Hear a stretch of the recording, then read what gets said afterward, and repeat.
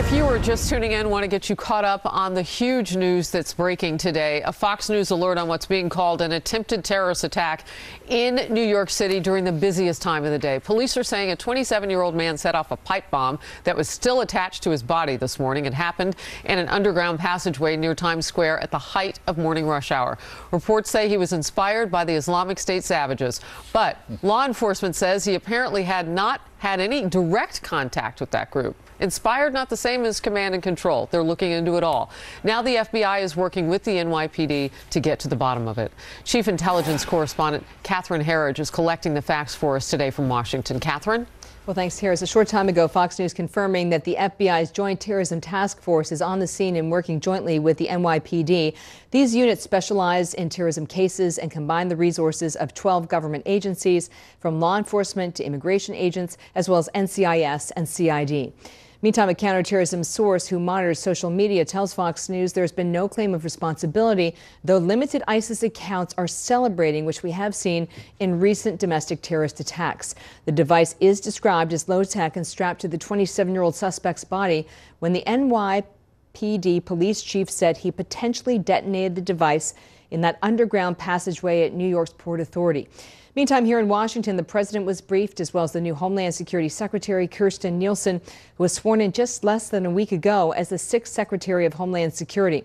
Fox News is told that the NCTC, or the National Counterterrorism Center, is monitoring the situation in New York. The NCTC is the U.S. government's hub for threat analysis that was established after 9/11.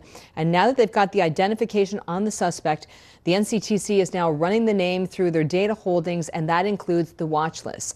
Those searches will allow them to identify close associates and whether the individual was on a watch list or has an existing tie to a known terrorist group. Also this morning, New York authorities are searching the residence. What I worry about is ISIS sent a message 2 weeks ago saying that we will see you in New York for Christmas soon. And so we know that they're targeting attacks around the Christmas season. Everything right now, Harris, points to a lone actor, but they're going to be looking closely at that device to see whether it was very low tech, very crude, or whether it had any kind of signature that they'd associate with a bomb maker who may be working in the area. Harris. Catherine Herridge, thank you very much. And you actually set it up perfectly for our next guest. The investigation now, for more on it, let's bring in former Boston Police Commissioner Ed Davis, who led the city's police department when terrorists attacked the Boston Marathon in 2013. He's also a Fox News contributor. Thank you for being with us. So you just heard Catherine talking about the crude nature of this. And I do think back to the Boston Marathon, because that's what was said with those pressure cookers, that they weren't overly sophisticated, but they were effective. Right, and that's the problem. It's fairly simple to get the recipe for building one of these things from the internet.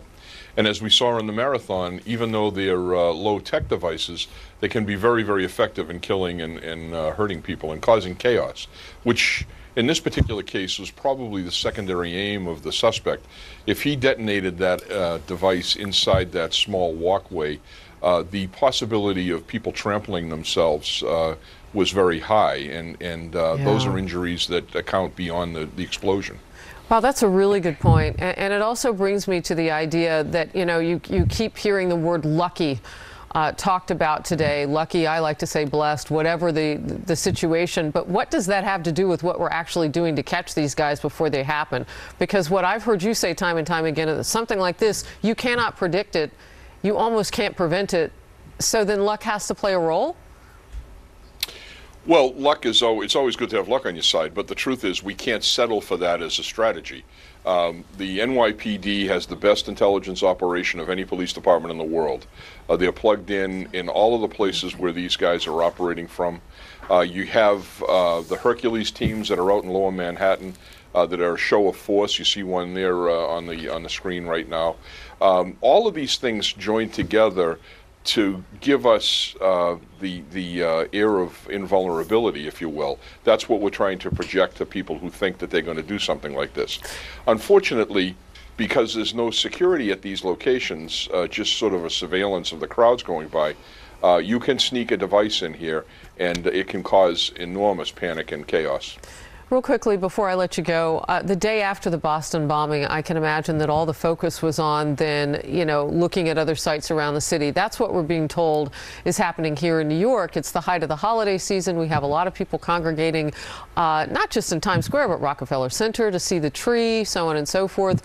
What is that really like to provide that kind of search and readiness for a police department? Well, I talked to Commissioner O'Neill just a couple of weeks ago about this. They have enormous amounts of assets that are out there watching what's going on, presenting a show of force.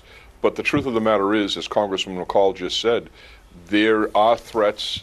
This is Christmas time. This is a very attractive time for our enemies to attack us. So we have to be on hyper alert right now. We have to be careful of everything that happens out there. Ed Davis, former police commissioner of the city of Boston, thank you very much for being with us. Thank you.